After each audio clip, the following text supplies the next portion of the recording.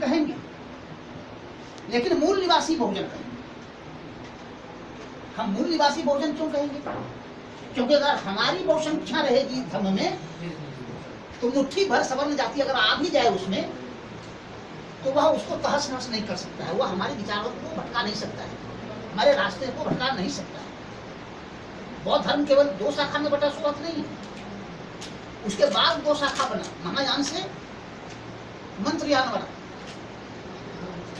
मंत्रयान का मतलब क्या है? जो ब्राह्मणों का सूत्र है कि तथागत बुद्ध का नाम लो, है ना, उनका भजन गाओ, उसके बाद तुम्हारा कल्याण हो जाएगा। नाम ले, यानी विचारों में केवल उसको रखो लेकिन व्यवहार में उसको नहीं रखो। हीनयान का मतलब क्या है? कि जो हम बोलते हैं वही हम करते हैं। करनी और कथनी में अगर अंतर है तो हम बौद्ध धर्म को नहीं मानते। इसका मतलब है तथागत बुद्ध के दर्शन को, उनके धर्मों को हम नहीं मानते। करनी और कथनी, ब्राह्मणवाद में और श्रवण संस्कृति में अंतर क्या है? ब्राह्मण संस्कृति और श्रवण संस्कृति में अंतर क्या है? यहीं पर अंतर है। वह अंतर है, श्रवण संस्कृति कहता है कि जो कहो वही करो और जो करते हो वही कहो। जो कहते हो वो करो, तब तो आप हमारे हो। जो करते हो और वही कहते हो तब हमारे हो। अगर ये दोनों में डिफरेंस है तो आप हमारे नहीं, आप हमारे नहीं। ये पहली बात। दूसरी बात क्या कही उन्होंने? दूसरी बात ये कही श्रवण संस्कृति में है कि इस दुनिया की सृष्टि का जितने जीव जंतु,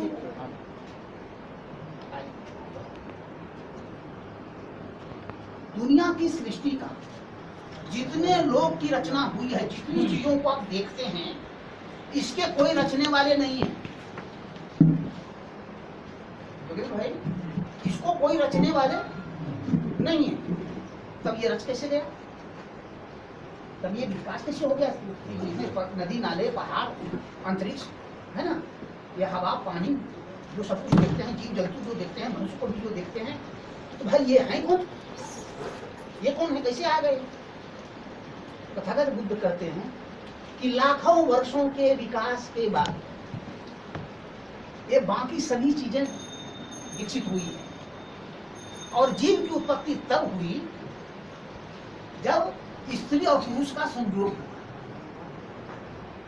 वनस्पति में भी जितने जीव हैं, कहा कि एक कोशीय जीव से, आज हम एक कोशीय कहते हैं, वो कहते हैं कि भाई जल से, वायु से और अग्नि से और ये पृथ्वी के मिनरल से मिलने से 4 महाभूतों के संयोग से जीव की सृष्टि हुई है। और ये 4 महाभूत जो हैं, जल, वायु, अग्नि और मिनरल, बाकी जो मिट्टी है, मिनरल चीजें हैं, इनकी ये जब मिलते हैं स्त्री पुरुष के माध्यम से तब जीव की उत्पत्ति होती है, तब वनस्पति जगत की उत्पत्ति होती है। जिसको फूल देखते हैं उसके भी विकास के वही कारण है। उसके जो पोलन होते हैं वो दूसरे से सकारात्मक नकारात्मक, पॉजिटिव निगेटिव जब मिलते हैं तब चीजों की सृष्टि होती है। ये हमारा श्रवण संस्कृति का था, जो विज्ञान ने भी साबित किया। इसी बात के मानने वाले तथागत बुद्ध थे, विकास के इन्हीं चीजों को मानते थे। इसलिए श्रवण संस्कृति में और ब्राह्मण संस्कृति में बहुत बड़ा अंतर है। ब्राह्मण क्या कहता है? वेद के 10वें मंडल में है, 90वां सूत्र में पुरुष सूक्त है। पुरुष सूक्त में लिखा है कि विराट पुरुष ने अपने मुंह से ब्राह्मण पैदा किया, अपने शरीर से ही सारे संसार की सृष्टि की है। ब्राह्मण से मुख, बाहु से क्षत्रिय, जंघा से वैश्य और पैर से शूद्र पैदा किया। ये बातें रखा, यानी ईश्वर का गीता में क्या कहा कि सभी चीज की सृष्टि मैंने की है, कृष्ण कहते हैं। इसलिए रामायण हो, महाभारत हो, गीता हो, पुराण हो, स्मृतियां हो, सब में यही बातें लिखी हुई है, जो झूठी बातें हैं, जो झूठी बातें हैं। इसका मतलब क्या है? श्रवण संस्कृति क्या है? ये सच्चाई पर आधारित विकासवादी सिद्धांत है। ये सच्चाई पर आधारित विकासवादी सिद्धांत है। कोई भी प्रयोग करना चाहे, जहां प्रयोग करना चाहे, जो देखना चाहे, आंख से देखना चाहे, कान से सुनना चाहे, मस्तिष्क लगाए, खोज करे, उनको जानकारी हो जाएगी। ये है श्रवण संस्कृति। श्रमण संस्कृति का मतलब कि श्रम के अलावे, विकास के अलावे, विकास का आधार श्रम है, समय है। कोई चाहे कि 6 महीने में बच्चे हम जन्म दे देंगे, नहीं होगा। वो होगा तो 9 महीने 8 महीने के बाद ही, वो बाद ही होगा। उसके पहले होगा प्रीमेच्योर होगा, मर जाएगा। किसान का जो फसल है उसके भी पीरियड है, सब फसल के पीरियड है। पौधे के बीज देखिएगा, जो पौधा जितना जल्दी बढ़ता है वह उतना जल्दी ही बूढ़ा होता है जी। इसलिए ताड़ के पेड़ को जो देखते हैं या खिजूर के पेड़ को जो देखते हैं, है ना, 12 बरस उसको लग जाता है नीचे ऊपर उठने में, है ना, लेकिन तब तक क्या है, जानवर जो है, कुत्ते बिल्ली ये सब मर जाते हैं। नहीं, उन कुछ चीजों को मनुष्य के 16 बरस 17 बरस लग जाता है इसके युवा अवस्था में पहुंचने में। इसीलिए अन्य जानवरों की तुलना में ये ज्यादा है। ये सब वैज्ञानिक चीजें हैं जो कि हम श्रमण संस्कृति से सीखते हैं, विज्ञान से सीखते हैं। ब्राह्मण संस्कृति में इन बातों का उल्लेख नहीं कि क्यों पहले कोई बूढ़ा हो गया और क्यों को पहले जवान हो गया, है ना जी। उनके उम्र के बारे में भी, उम्र किसने लिखा है? भगवान ने। सब कुछ भगवान ने, और सब कुछ पिछले जन्म के कर्म ने, पुनर्जन्म के कर्म ने, और सब कुछ भगवान ने। ये दो चीजें मौजूद हैं। दरअसल हम लोग क्या करते हैं, हम इसी में फंस कर रह जाते हैं। तथागत बुद्ध की बातों को हम लोगों ने केवल नमो बुद्धाय तक सीखा है, कुछ बातों को लिखा है, 4 आर्य सत्य को पढ़ने, है ना, ये पढ़ा है।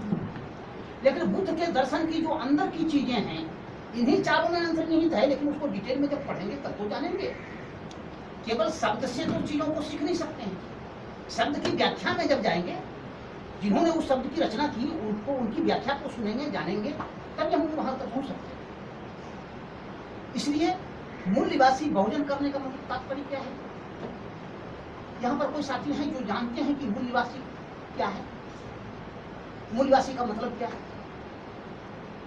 मूल निवासी का सीधा मतलब है जिसने इस भारत भूमि में खेती बाड़ी पशुपालन सभ्यता की रचना की, जिन्होंने विकास कराया, वो यहाँ के मूल निवासी। जब हम मूल निवासी कहते हैं इसका मतलब भाई इसके दायरे में कौन नहीं आएंगे?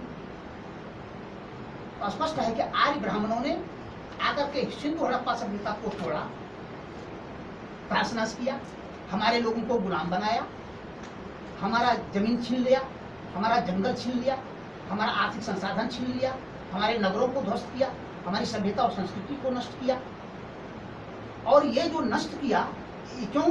क्योंकि वो विदेशी है, वो विदेशी हैं। उनके आने के पहले यहाँ कौन कौन लोग आए थे? हम मूल निवासी जो जब कहते हैं कि कौन, इसका मतलब हम कौन है?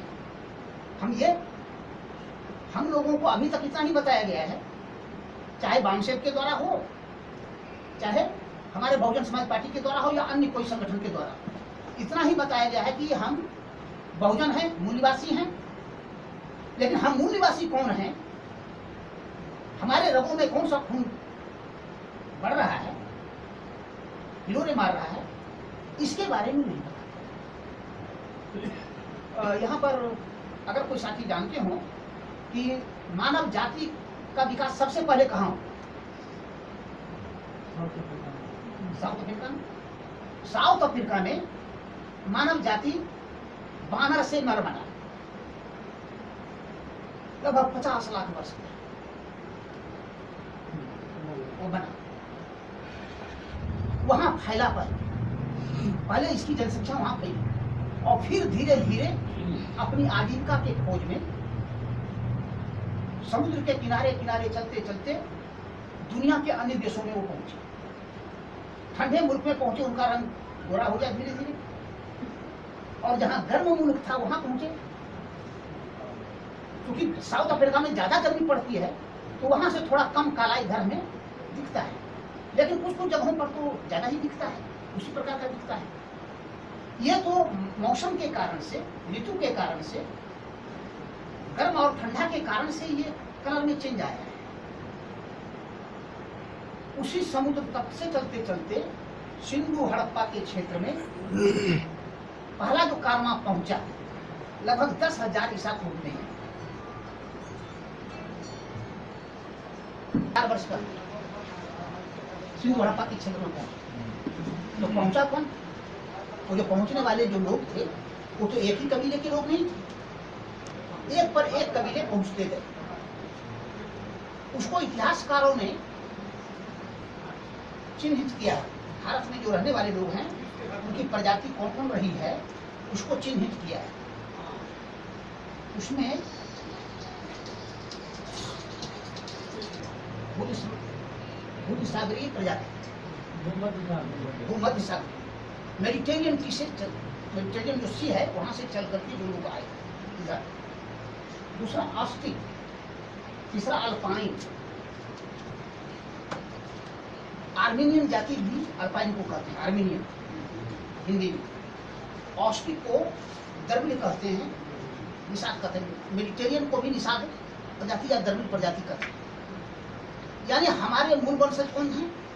जो दक्षिण के आज द्रविड़ लोग हैं, केरला में, तमिलनाडु में, आंध्रा में, या आपके बगल का राज्य, माने ये जो कावेरी नदी के इधर है, ये सभी और उधर हम सभी लोग एक थे। तब तक एक थे, उस समय वहां बसा नहीं था। हमारा पूर्णतः यही इलाका था जो अभी हम देखते हैं कि पेशावर,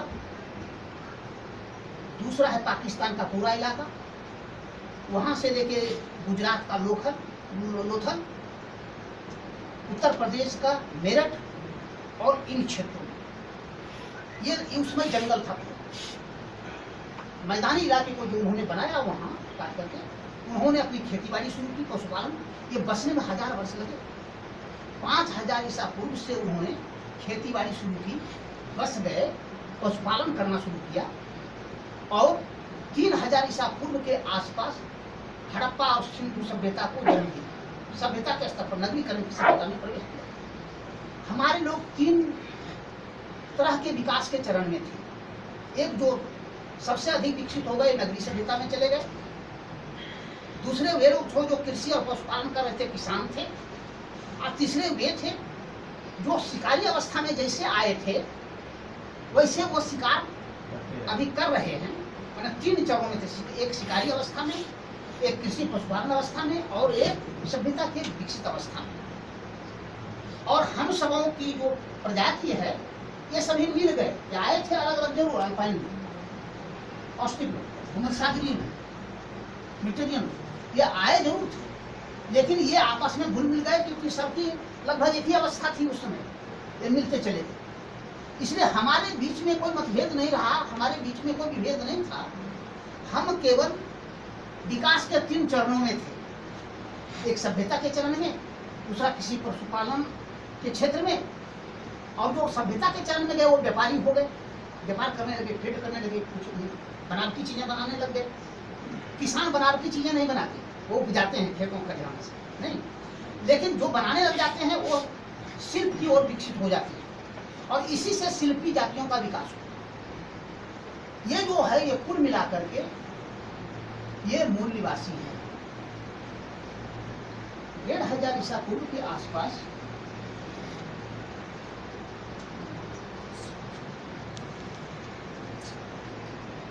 उसको हम लोग बोलते हैं आर्य ब्राह्मण।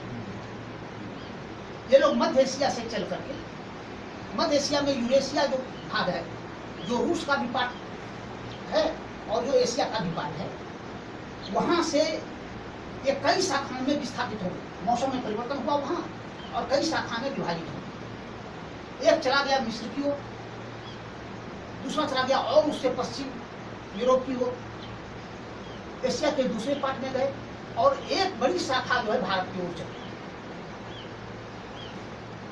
अपने साथ वे घोड़ा लिए और वो जानवर पाल रहे थे। उसकी 2 अवस्था थी आर्यों की, एक शिकारी अवस्था में थे, बर्बर अवस्था में, और गाय को और बैल को इसलिए अपने साथ रखते थे ताकि जिस समय शिकार नहीं मिलेगा उसमें उसको काट के खाया जाएगा। गाय और बैल को, उसके बछड़े को जिस समय शिकार नहीं मिलता था उसको काट करके खाता था। पूरे शिकारी अवस्था में जो भी लोग हैं वो जो भी जानवर पकड़ाते थे उसको जो पालतू पहले कुत्ते को भी खाते थे। कुत्ता तो सबसे बड़ा पालतू जानवर, पहले सबसे पहला पालतू जानवर कुत्ता है आदमी का, क्योंकि शिकार में वो मदद करता था।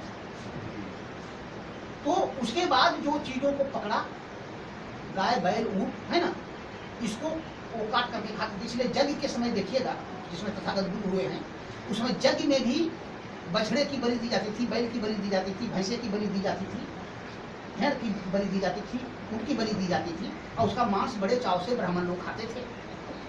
हम लोग के हिस्से में तो कुछ था नहीं, वहाँ शूद्रों के हिस्से में कुछ नहीं था, जो फेंकी हुई हड्डियां थी वही उसी चट करके खाते थे, और वो आग में पका के खाते थे। यज्ञ का मतलब ये था कि जब समाप्त होता था जानवर काटता था, उसी में पका करके खाता था, फिर दूसरे दिन यज्ञ शुरू होता था। ये दो स्थितियां उनकी रही। इसलिए यज्ञ बलि प्रथा जो यज्ञ में है उसका कारण यही है, वो पुराना जो अपना रीति रिवाज है उसको छोड़ा नहीं था उसने। इस जोगेंद्र बाबू को नींद आ रही है, लगता है रात में जगह थे। ऐसा है, ये कुछ है साथ में थोड़ा उबाऊ है ये। क्यों है उबाऊ? क्योंकि ये राजनीति और सत्ता जो चीज हम लोग करते हैं उससे थोड़ी अलग चीज है। लेकिन इसको जानना जरूरी इसीलिए है कि आखिर इतने विकास के बाद, लोकतांत्रिक भारत बनने के बाद भी हमारे साथ आर्य ब्राह्मणों का, सवर्णों का इतना विरोध क्यों है? हमारे अधिकारों को छीनने की वो दिन रात कोशिश क्यों करता है? उस क्यों का जवाब यहीं पर है। उस क्यों का जवाब जो है, हम जो मूल निवासी हैं यही उसका कारण है। अब है 1750 ईसा पूर्व के आसपास वो भारत में पहुंच गए, हड़प्पा सभ्यता को नष्ट किया और धीरे धीरे फैलना शुरू किया। युद्ध के जरिए हमारा धन संपत्ति, जंगल जमीन सब छीन लिया। इसके साथ एक चीज और छीन लिया, जब गुलाम बनाया हमको, जो इस देश के शासक थे, हम यहाँ के कौन हैं? मूल निवासी कौन है? यहाँ के शासक हैं, यहाँ के कर्ता धर्ता विकास करता सब कुछ हम हैं। आज भी हमारे लोगों के श्रम पर ही, मेहनत पर भी ये देश चल रहा है, और हमारा ही अधिकार छीनने के लिए, हमारा ही विकास छीनने के लिए वो तत्पर रहता है। इन बातों को अगर समझना है, आज की परिस्थितियों को समझना है, तो इतिहास की परिस्थिति में जाना जरूरी है। हमारी ये जानकारी लेना जरूरी है। वहां क्या हुआ? हुआ यह, हमारे साथ सब कुछ छीना, आर्थिक संसाधन छीना, शिक्षा पर रोक लगाया, जमीन और जंगल छीन लिया, शहर छीन लिया, एक चीज और छीन ली, हमारा सम्मान, आदमी होने का जो सम्मान था, आदमी होने का जो सम्मान था, कि सब आदम जाति हैं, मनुष्य जाति हैं, ऐसा कहने का जो अधिकार है वह भी हमसे छीन लिया, यानी सम्मान हमारा छीन लिया। इसीलिए ऋग्वेद में क्या लिखा हुआ है? चारों वेद में जो हमारे लोगों के लिए शब्द है, दास, दस्यु, असुर, नाग, राक्षस, निशाचर, पिशाच आदि जो शब्द है, ये शब्द अभी समाज में सुनते हैं। पिशाच किसको कहता है? राक्षस किसको कहता है? जो बुरा काम करता है, जो चोरी डकैती करता है। दस्यु उसको कहता है, दस्यु ना चोर डकैत, दास बने गुलाम, नौकर और मालिक बराबर तो हो नहीं सकता। इसलिए सम्मान छीन, मनुष्य होने का जो सम्मान था, ये नाम दे करके हमारा सम्मान छीन लिया। हम क्या थे? हम थे अल्पाइन, हम थे मेडिटेरियन, हम यहाँ के द्रविड़ हैं, हम यहाँ के निषाद जाति के लोग हैं। आज निषाद का कुछ जाति केवल रह गया है। देखो, केवट करते हैं, मल्लाह करते हैं, निषाद करते हैं, ये कुछ जातियां रह गई है। लेकिन ये नाम हमारा बहुत पुराना है। ये सभी को मिलाकर के निषाद द्रविड़ जाति कहते हैं हम। हमारी पहचान थी द्रविड़ जाति की, हमारी पहचान थी निषाद जाति की, ऑस्टिक की थी, अल्पाइन की थी, मेडिटेरियन की थी। ये हमसे छीन लिया। क्या कह दिया हमको? दास, दस्यु, असुर, नाग, राक्षस, पिशाच आदि। ऐसा क्यों कह दिया? ऐसा कहने से एक बोध हो गया कि ये आदमी नहीं है। इतिहास जब वो पढ़ेगा, ऋग्वेद अभी जो पढ़ता है, चारों वेद जो पढ़ता है, वो क्या कहता है? वो केवल वो गुणवाचक रह गया। अब गुणवाचक क्या दे दिया? गुण क्या दे दिया? चोरी डकैती, गुंडागर्दी, बलात्कार नहीं, अपहरण, यही सब उसका बना दिया। ताकि आर्य ब्राह्मण लोग जानते थे कि ये चोरी बलात्कार करने वाले, धर्म करने वाले लोग तो सब जुड़ रहेंगे, इसलिए इसको ऐसा नाम दो ताकि इसका इतिहास खत्म हो जाए, इसकी संस्कृति खत्म हो जाए। ये सोच करके ही उसने ये नाम दिए हमारे लिए। आज भी हमारे लोग, कोई राक्षस कहलाना चाहता है, कोई दास दस्यु कहलाना चाहता है? नहीं। हम जो दास कहलाते हैं, चमार जाति के लोग जो दास कहलाते हैं, या पासवान भी दास लिखते हैं, या तांती भी दास लिखते हैं, ये दास किस लिए लिखते हैं? कबीर दास के कारण, संत रविदास के कारण लिखते हैं। संत रविदास अगर चमार कुल में पैदा नहीं होते तो चमार का टाइटल रविदास नहीं होता, दास नहीं होता। हम तो पहले चमार ही थे और चमारे हैं नहीं, इसलिए दास, रविदास और टाइटल जो पिछड़े दलितों का है ना, वह रविदास के कारण से और कबीरदास के कारण से है, और इसमें हमको गौरव है। अगर हम अभी अपने को दास कहते हैं, हम वो आर्य वाले दास नहीं है ना। आज हम संत रविदास और कबीरदास के कुल के हैं, उनके वंशज के हैं, ये हमको गौरव होना चाहिए, है ना। पासवान जाति में भी, दुसाध जाति में भी जो दास लिखते हैं, मैं समझता हूँ वो ज्यादा हमारे नजदीक हैं। पासवान कहने से अलग होता है, लेकिन जब दास करते हैं तो हमारे साथ यह है। राम टाइटल तो चमारों का आया है कब से? जब से जगजीवन राम जी, उसके पहले राम कहाँ था? इसको समझना जरूरी है।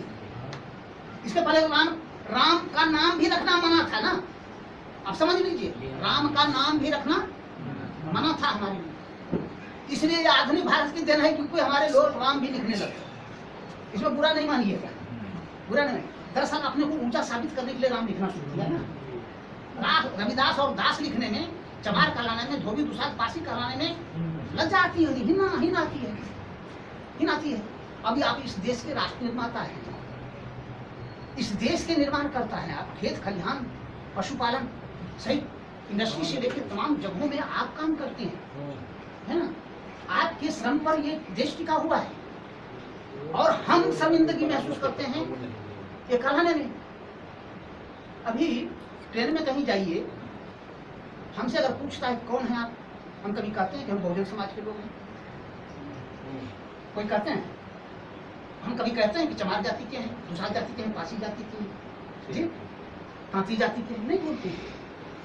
क्या बोलते हैं हम? क्या बोलते हैं? केवल ज्यादा ज्यादा हम अपना टाइटल बताते हैं जी, जो हमारा टाइटल होता है वही बताते हैं। वो भी बांध कर देता है, कुमार प्रसाद से ही काम चल जाता है। क्या कुमार प्रसाद से ही काम चल जाता है? जो चीजों को है उसको समझ लेना चाहिए। किसी भी जाति में, किसी भी कौम में जब इस प्रकार की हीनता बोध होगी, इस तरह खुद अपने को नीच समझ लेने की बोध होगी, वह जाति तरक्की नहीं कर सकती। तरक्की करने के लिए ये जरूरी है कि जो है उसमें गौरव करे, जो है उसमें वो गौरव करे। और हम इस देश के श्रम संस्कृति के कुल में जन्मे हैं, उनके प्रशिक्षण से हम आगे बढ़े हैं। हमारे मूल वासियों का, मूल निवासियों का जो विचार रहा है, जो संस्कृति रही है, जो हमारा कर्म रहा है, उस कर्म को दुनिया नहीं इनकार कर सकती है। ब्राह्मणों के इनकार कर देने से, सवर्णों के इनकार कर देने से क्या होने वाला है? ये हम कब तक बर्दाश्त करते रहे? जब तक कि हमारा आधुनिक भारत में महात्मा राष्ट्रपिता फूले, बाबा साहब डॉक्टर अंबेडकर ने हमारे लिए इतिहास नहीं लिखा, हमको बताया नहीं। हालांकि कबीर ने बताया था, हालांकि संत रविदास ने बताया था, गुरु गोरखनाथ ने बताया था, तथागत बुद्ध ने बताया था, सम्राट अशोक ने बताया था। लेकिन हमने, चूंकि पढ़ने लिखने का अधिकार नहीं था, और जो लोग पढ़ लिख गए, नौकरी में चले गए, बीवी बच्चे परिवार के अलावे वो कुछ सोचते नहीं है, इसके अलावे देखते नहीं है, इसलिए दिखते हैं सर।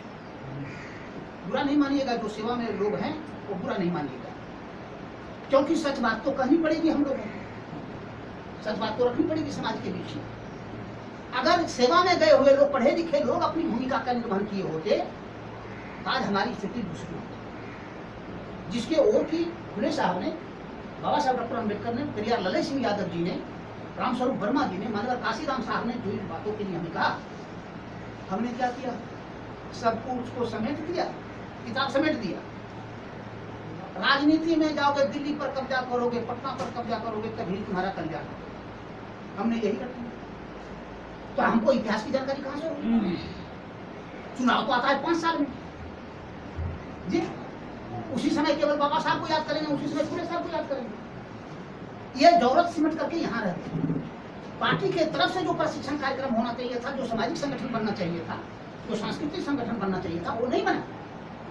और नहीं बना इसलिए हमारे जो शिक्षित लोग हैं, जो नौकरियों में गए हुए लोग हैं, वे भी अपनी भूमिका अदा नहीं कर सकते। ईमानदारी से कहें आप, मैं हर सभा में पूछता हूँ, कितने लोगों ने बाबा साहब के जीवन की पुस्तक पढ़ी? कितने लोगों ने फुले साहब की जीवनी पढ़ी? छत्रपति साहू जी महाराज की जीवनी कितने लोगों ने पढ़ी? मान्यवर काशीराम जिनको जितना आदि मानते हैं हमारी, उनकी ही जीवनी को कितना पढ़ा है? अपने हृदय को टटोलने की जरूरत है। अगर हम यहाँ ईमानदार नहीं हैं, तो हम कौम के साथ ईमानदार नहीं हो सकते। ये बात साफ साफ समझना चाहिए सर। अगर हम यहाँ ईमानदार नहीं हैं, अपने व्यक्तिगत जीवन में ईमानदार नहीं हैं, तो हम परिवार के साथ भी ईमानदार नहीं हैं। हमारे बच्चों पर जो आने वाला संकट है, क्या इसके प्रति ईमानदार हैं? हमारे बच्चों पर जो संकट आने जा रहा है, क्या उसके प्रति में ईमानदार हैं? नहीं है। अगर हम ईमानदार होते तो हम अपने बच्चों को हम जानते, हम पढ़ते और खुद भी उसको जानकारी देते कि आपका भविष्य ऐसे है, आपका इतिहास ये है, आप इंजीनियर बन जाओ, डॉक्टर बन जाओ, प्रोफेसर बन जाओ, शिक्षक बन जाओ, अधिकारी बन जाओ, एडवोकेट बन जाओ, आप कुछ भी बन सकते हो। आप अवसर की समानता तो बाबा साहब ने, फुले साहब ने लड़कर दिलाई है। बन तो सकते हैं, लेकिन हम अपने बच्चों को बना सकेंगे इसकी गारंटी नहीं। ये जो अभी दिलीप जी बोल रहे थे, संकट है, संघर्ष में है। हमारा मानना है हम संघर्ष में नहीं है। बिल्कुल नहीं। क्या संघर्ष में है हम? नहीं सर, हम तो शिक्षित भी नहीं हुए। जब शिक्षित जानते ही नहीं है, जब जानते संघर्ष तो बहुत संघर्ष तो उसके बाद का। देखिए, इसके 3 चरण है। पहले शिक्षित होना, बाबा साहब ने सूत्रबद्ध किया है। हर अम्बेडकर जयंती में ये 3 बात ही हमारे लोग होते हैं, लेकिन समझते हैं 3 बात को कितना है? समझने वाले लोग एक सभा में, अगर 500 लोगों की सभा है, 200 लोगों की सभा है, तो 2-4-5 लोग ही नहीं है। शिक्षा का मतलब क्या समझ लिया है? स्कूली शिक्षा, कॉलेज की शिक्षा, इंजीनियरिंग और मेडिकल की शिक्षा। बाबा साहब क्या इसी शिक्षा की बात कर रहे थे? बाबा साहब ने कहा कि आप अगर कहते हो कि शिक्षित करना है दूसरे को, तो खुद शिक्षित होगे तब तो करोगे। अल्फाबेट की जानकारी, दुनिया देश की जानकारी आप सामान्य शिक्षा से कर सकते हो, लेकिन सामाजिक शिक्षा अलग शिक्षा है। सामाजिक शिक्षा में हमारा इतिहास क्या है पुराना, हमारी संस्कृति क्या थी, आज हमारी ये दशा क्यों है, आज हम हजारों जातियों में विभाजित क्यों हैं, इसका मूल कारण क्या है, हमारा दुश्मन कौन है, हमारा दोस्त कौन है, वैज्ञानिक पद्धति पढ़ने का क्या है। अगर नैतिक ज्ञान नहीं है तो सर वो शिक्षा ब्राह्मणवाद नैतिक ज्ञान नहीं। नैतिकता का मतलब हमारे सील में है। नैतिकता का मतलब क्या है? नैतिकता 2 तरह की। नैतिकता ब्राह्मणवादी नैतिकता है, एक श्रमणवादी नैतिकता है। वैज्ञानिक बात सर। नैतिकता भी 2 तरह की नैतिकता है, एक श्रमणवादी, एक ब्राह्मणवादी। ब्राह्मणवादी नैतिकता यह है कि मुंह से कहते रहो, सत्य बोलो, अहिंसा करो, है ना, ये नहीं करो, बलात्कार नहीं करो, लूटो नहीं, है ना, ये कहते रहेंगे, लेकिन व्यवहार में वही काम करेंगे। ये नैतिकता उसकी। हमारी नैतिकता क्या है, जो मैं पहले बोल के गया कि हम अगर सत्य बोलो कहते हैं दूसरे को, हमने खुद सत्य बोलना सीखा है कि नहीं? देखिए, एक बात बताऊं, झूठ बोलना और सत्य बोलना एकाएक नहीं होता है। झूठ बोलना और सत्य बोलना दोनों एकाएक नहीं होता है। ये भी प्रोसेस की बात है, ये भी प्रोसेस की बात है। माता पिता जिस परिवार में अपने बच्चों को सत्य बोलना सिखाते हैं, उनके माता पिता भी बच्चे के साथ सत्य बोलते हैं, तभी बच्चा सत्य सीखेगा। जी, अपने रहेगा घर में, कोई आया, बच्चों का देखा दूर नहीं है जी जी, सत्य खत्म हो गया। इसको समझिए, सत्य वही सत्य है जिस सत्य को आप इंप्लीमेंट करते हो, आप अपने व्यवहार में लाते हो।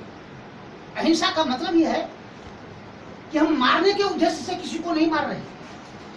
वैसे हम लोग यहाँ बैठे हुए हैं, तभी हम अनेक लोगों को मार रहे हैं, अनेक जीवाणुओं को मार रहे हैं, सांस के जरिए, भोजन के जरिए, जल के जरिए नहीं। वो हिंसा होती है चलने फिरने में, गाड़ी के नीचे, पैर के नीचे अनेक जीव जंतु मर जाते हैं, कीड़े मकोड़े मर जाते हैं। वो हिंसा नहीं है।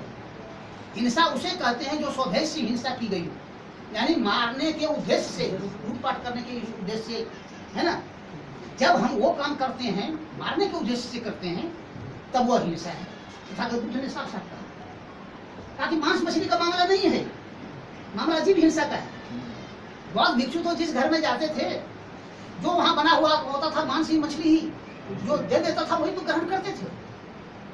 लेकिन वो मारने के लिए नहीं बोले थे कि हमारे लिए तुम मांस बना के रखना और मछली बना करके रखना, जी जो उनके यहाँ बना हुआ था ग्रहण करते थे। वो हिंसा नहीं। प्राणी हिंसा का मतलब साफ साफ स्वदेशी हिंसा। अब देखिए ये एडुकेशन है, ये भी शिक्षा है। अब ये शिक्षा देने के लिए हमारी श्रमण संस्कृति की शिक्षा है, जो इन्होंने कहा कि व्यवहार में जब इसको अमल करोगे तो ये होगा। जैसे 5 प्रकार की चीजों को तथागत बुद्ध ने रखा ना भाई, सत्य बोलने का, अहिंसा की भावना रखने का, व्यभिचार नहीं करने का, दूसरे की स्त्रियों के साथ जहां प्रेम नहीं हो उसके प्रति सेक्स करने के जो इच्छाएं हैं, व्यभिचार करने की जो इच्छा है ना, कहता है कि ये गलत चीज है, ये अनैतिक है, ये अनैतिक है। जो हमने मेहनत से कमाई है वही हमारा है। लूटपाट कर लेना, झूठ कर बोल करके लेना, दूसरे का ठग करके लेना, चोरी डकैती कर लेना, हिंसा करके ले लेना दूसरे का धन, कहा अनैतिक है। और 5वां क्या कहा? पंचशील जिसको बोलते हैं, पंचशील कहता ना बोलते धर्म में, पंचशील का 5वां है नशा पान। नशा बेचने वाले को प्रश्रय नहीं देना, शस्त्र बेचने वाले को प्रश्रय नहीं देना, नशा पान खुद नहीं करना, शस्त्र खुद नहीं बेचना आदि। ये जो चीजें हैं ये हमारी श्रवण संस्कृति है, जो बुद्ध के काल के पहले से है। बुद्ध के काल से ये पहले से है हमारे पास। बुद्ध ने क्या किया? उसको संहिताबद्ध किया, सूत्रबद्ध किया। हम द्रविड़ निषाद जातियों के जो सभ्यता के स्तर उच्च थे, प्रथम बुद्ध कौन है? पाशुपत, जिसको आज शिव और पार्वती बना दिया गया, जिसको लिंग से जोड़ दिया गया। हड़प्पा सभ्यता में जो मूर्ति मिली, जो आकृति मिली है, वो पाशुपत की मिली है। योग मुद्रा में है, यानी योग करते थे शरीर के स्वस्थ के लिए, मस्तिष्क के शुद्धि के लिए वो योग करते थे। आज भी योग करके देखिए, मैं तो रोज करता हूँ, क्योंकि हमारी संस्कृति है। और उसके साथ ये जो 5 सील बताए हैं जो तथागत बुद्ध ने रखा, इसलिए बुद्ध को भी जहां देखिएगा वो देखिएगा योग मुद्रा में है जी। मूर्ति मिलान करके देखिए, लगेगा कि ये पाशुपत है जो हड़प्पा सभ्यता में मिला है, ऐसा लगेगा। प्रथम बुद्ध वहां से शुरू होता है और 26 बुद्धों की जो चर्चा होती है ना, उसमें 26वां है ये तथागत बुद्ध। इसलिए उन्होंने संस्कृति में जब वो अपने पिता के घर वापस जाते हैं, राजा सुधोधन उनके लिए आगे आते हैं। उनको लगा था कि ये हमारा बेटा है, हमको गले लगेगा, हमको प्रणाम करेगा। बुद्ध खड़ा है, आओ पुत्र आ जाओ, माफ करेंगे, क्षमा करेंगे, मैं आपका पुत्र नहीं हूं जी, मैं बुद्ध हूं। बुद्ध किसी का पुत्र नहीं होता, किसी का पिता नहीं होता, किसी का पति नहीं होता जी। यानी उस स्तर की शिक्षा तक ले जाने का मतलब है, बाबा साहब डॉक्टर अम्बेडकर को जो देखते हैं, इतना ज्ञान हासिल करने के बाद वो चाहते दुनिया के किसी भी देश में बस जा सकते थे, बड़ी नौकरी मिल सकती थी उनको, सुख आराम मिल सकता था, लेकिन क्यों नहीं किया? बहुजन हिताय बहुजन सुखाय का जो उनका नारा है, उसको आगे बढ़ाना था बाबा साहब डॉक्टर अम्बेडकर। हित करना, हित में खड़ा होना, उनके सुख के लिए जीना, उनके हित के लिए जीना, उनके सुख के लिए। बहुजन हिताय बहुजन सुखाय का मतलब है कि हमारा जो मूल निवासी समाज जो 85% इस देश में है, 85 से 90%, उनके हित के लिए, उनके सुख के लिए बाबा साहब ने अपना हित और सुख त्याग दिया। महात्मा फुले ने अपना हित और सुख त्याग दिया। इसको समझना जरूरी है।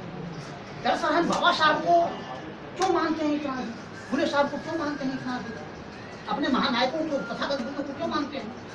तथागत बुद्ध पहले व्यक्ति हैं, पहले व्यक्ति हैं जिन्होंने हमारे दुख और सुख के लिए बीड़ा उठाया।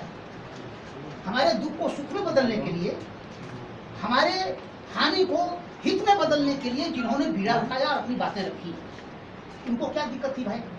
तथागत बुद्ध को क्या दिक्कत थी ये बीड़ा उठाने की?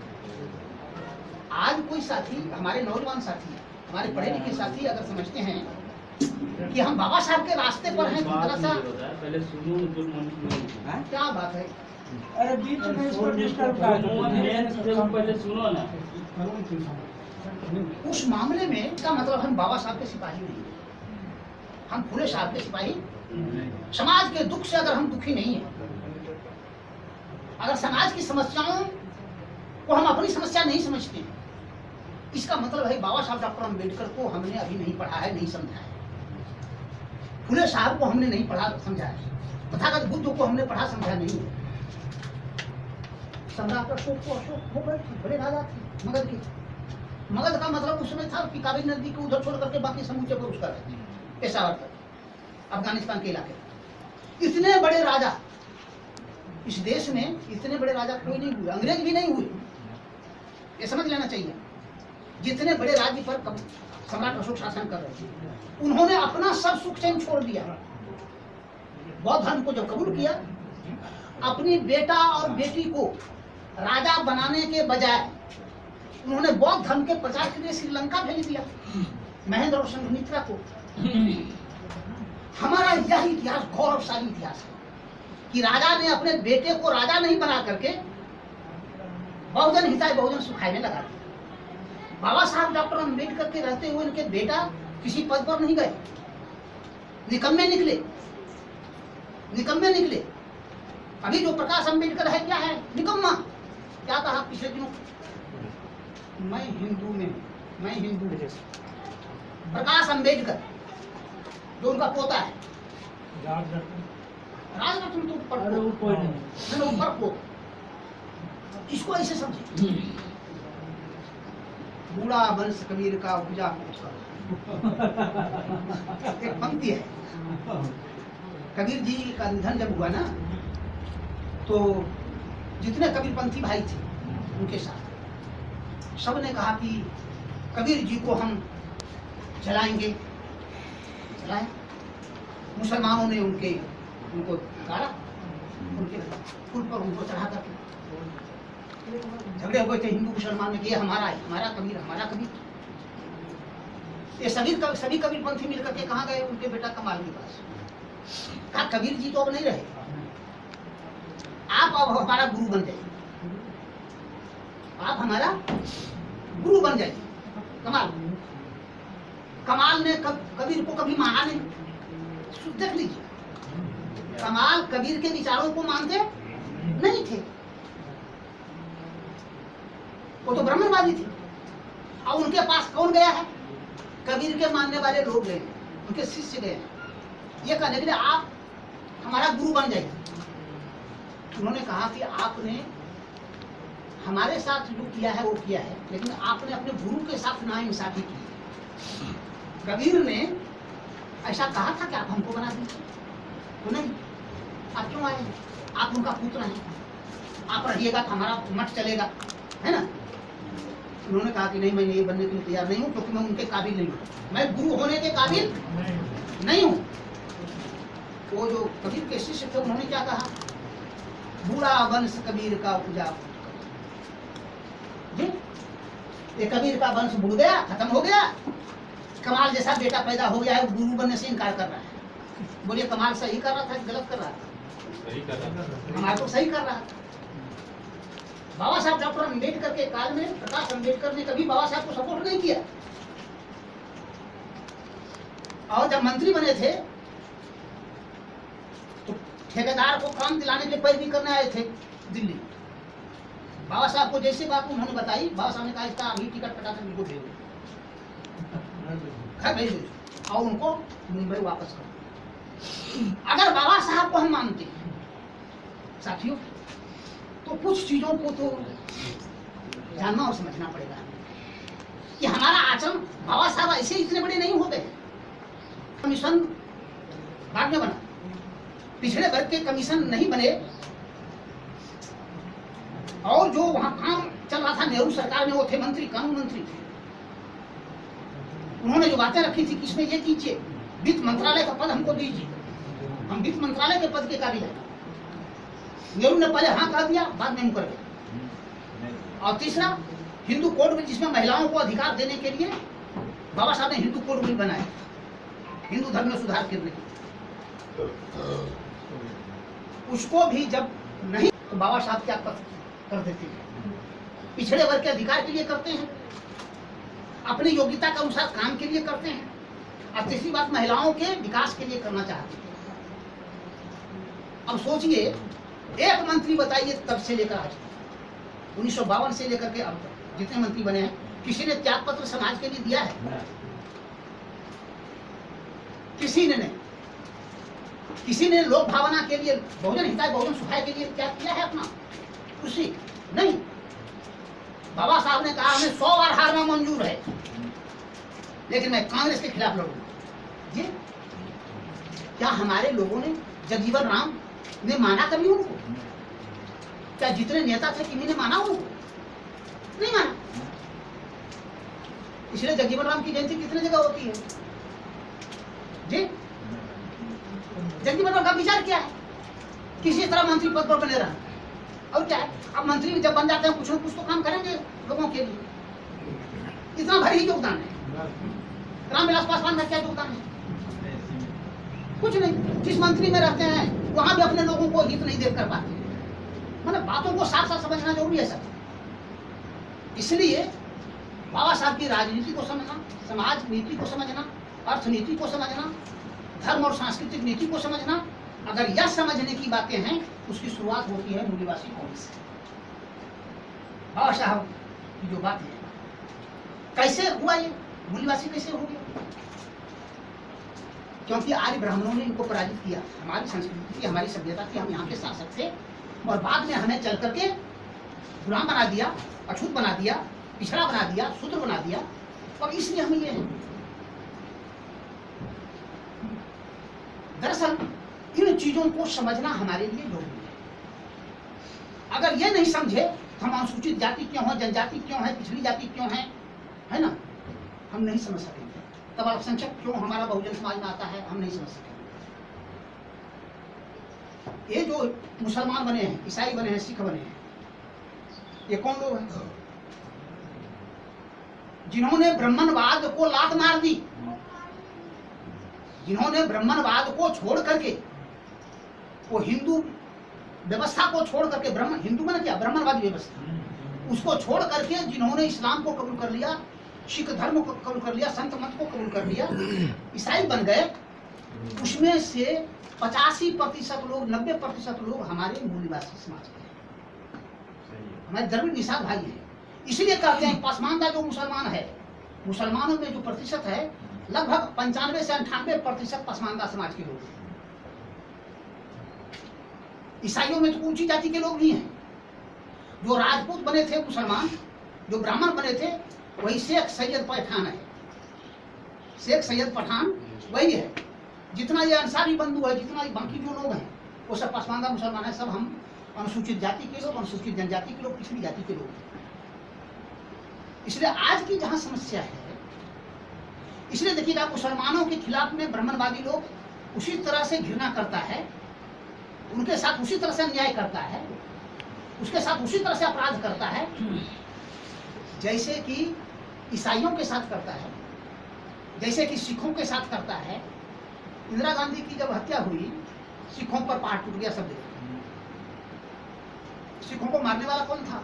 जितना आरएसएस में अभी लोग हैं, ये लोग भी वहां थे जो कांग्रेसी बन करके मार बैठे। कांग्रेस क्या है? 80% ब्राह्मणवादी है, 80%, और नीति और सिद्धांतों में तो पूर्णता है।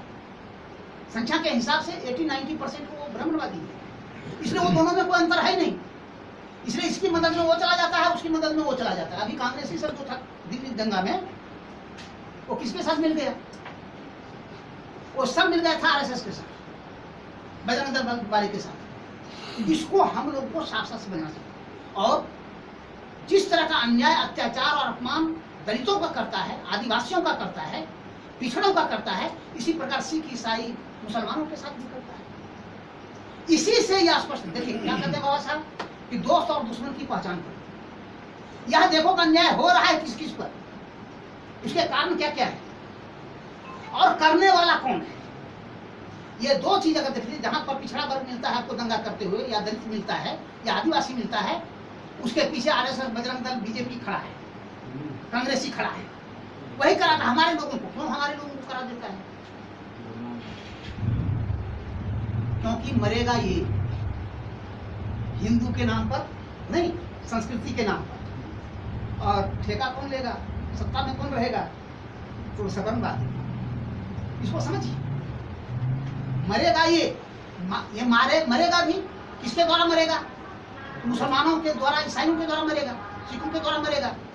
इधर से भी ये मरा, और उधर कौन मरा? उधर भी जो मुसलमान मरा, जो सिख मरा, जो ईसाई मरा, वह हम लोग का मरा, यानी मूल निवासी लोग मरा। इसको समझ लीजिए। इसलिए ये जो मूल निवासी कॉन्सेप्ट है, इसका अर्थ यही, इसका अर्थ यही है। मूल निवासी बहुजन जब हम बोलते हैं, बहुजन इसलिए संख्या हमारी ज्यादा है, और मूल निवासी इसलिए कि इसको अगर नहीं समझे तो राजनीति भी नहीं समझ सकते। आज की जो राजनीति चल रही है, दिलीप जी बोल रहे हैं संविधान को खत्म कर दिया। संविधान को खत्म करने की जो साजिश है, जिस दिन से निजीकरण किया, जिस दिन से निजीकरण करना शुरू किया 90 के बाद, मनमोहन ये सरकार थी, नरसिम्हा राव, तब से ही संविधान पर हमला शुरू। आरक्षण नहीं देना है तो निजीकरण करना जरूरी है जी। आरक्षण से बचना है, आरक्षण को धीरे धीरे खत्म कर देना है, तो सब कुछ को निजीकरण कर देना है। निजी क्षेत्र में आरक्षण के लिए हमारे नेता जितने हैं, SC ST OBC के, कोई एक सवाल उठाया है कहीं? क्यों नहीं उठाया? सवर्णों को आरक्षण दे दिया गया, संविधान में कोई प्रावधान नहीं है। आर्थिक आधार पर आरक्षण देने का कोई प्रावधान नहीं है।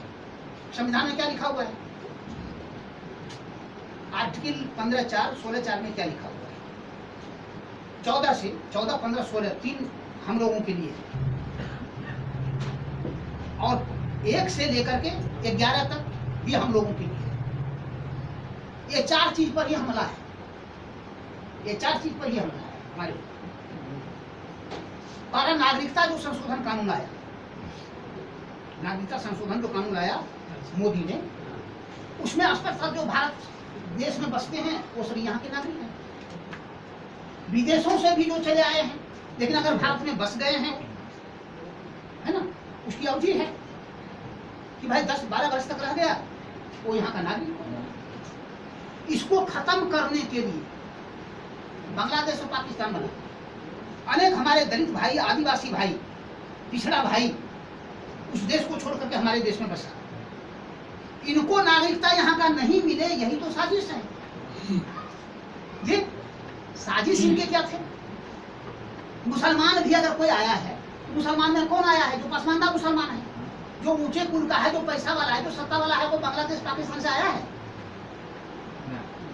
सर्वे नहीं है सरकार के पास, 1% भी नहीं है। आने वाले में 99% हम अनुसूचित जाति, जनजाति, पिछड़ी जाति के लोग हैं, जो पसमानदा मुसलमान थे, और इसलिए रोक लगाने की बातें हों। अब है नागरिकता, हम नागरिक सिद्ध होने के लिए क्या चाहिए? प्रमाण पत्र चाहिए। क्या प्रमाण पत्र चाहिए? तो पहला जो सर्वे हुआ 1901-2 में से लेकर 7 तक, है ना, उसमें जिनके पास कागज है वो दिखा दें, तब नागरिकता माने। अब बोलिए, हमारे अनुसूचित जाति, जनजाति, पिछड़ी जाति के जो लोग हैं, क्या उनके पास कागज हैं?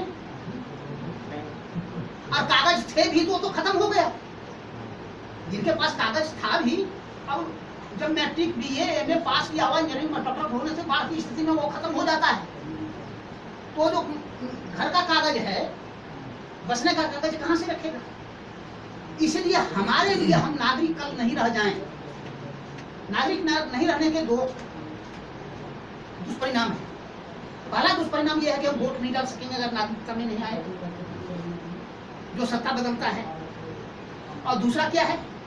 जैसे ही हम वो साबित नहीं कर सके तो हमारी जमीन, हमारी जो चीजें हैं उस पर प्रश्न चिन्ह लग गया, वो हमारी नहीं है। और तीसरी बात क्या है, जो सरकार की योजनाएं हम लोगों तक पहुंच रही है, इससे वंचित कर देना है, इसको छांट देना है। माने सरकार अब कोई बोझ उठाने के लिए तैयार नहीं है। ये बीजेपी सरकार, आरएसएस सरकार हमारे लोगों को आर्थिक संसाधनों से वंचित करने के लिए, घर द्वार से वंचित करने के लिए, नागरिकता को समाप्त करना जरूरी है। अभी आया है मुसलमान के नाम पर, लेकिन क्या कहा गृह मंत्री अमित शाह ने संसद में, पूरे देश में लागू होगा। पूरे देश में लागू होगा तो विस्थापित कौन होगा? नागरिक अधिकार छिना किसका जाएगा भाई? SC ST OBC का और माइनॉरिटी का, चाहे ईसाई हो, सिख हो, या बौद्ध हो, जैन हो, कोई भी व्यक्ति हो। कागज किसके पास है? सभी सवर्णों के पास कागज है। एक सर्वे कर लीजिए, जहां 10-20 घर ब्राह्मण हो, राजपूत हो, उसके घर में पूछिए कि आपके पास क्या क्या, सब दिखा देगा। और 10 घर वहीं अगर कोई गरीब है, पिछड़ा है, उसके यहाँ चले जाइए, पूछ लीजिए। अपना भ्रम दूर करना जरूरी है साथियों। इसलिए जैसे ही ये लाया, वैसे हम लोग मैदान में कूद गए, वैसे रोड पर उतर गए, जगह जगह सभा करने लगे। लेकिन दलितों की तरफ से सभा नहीं हुई, आदिवासियों की तरफ से सभा नहीं हुई, पिछड़ी जातियों की तरफ से सभा नहीं हुई, मुसलमानों की तरफ से सभा हुई। और उस सभा में हम लोग शिरकत करके अपनी बात रखा। और जहां भी मीटिंग में जाता हूं, ये बात करता हूं, भारतीय संविधान पर खतरा का मतलब साफ साफ है, नागरिकता कानून पर हमला साफ साफ है, हमको सब तरह से खत्म करना। और जो कानून तौर पर प्राप्त है आपको, वह है समता का अधिकार।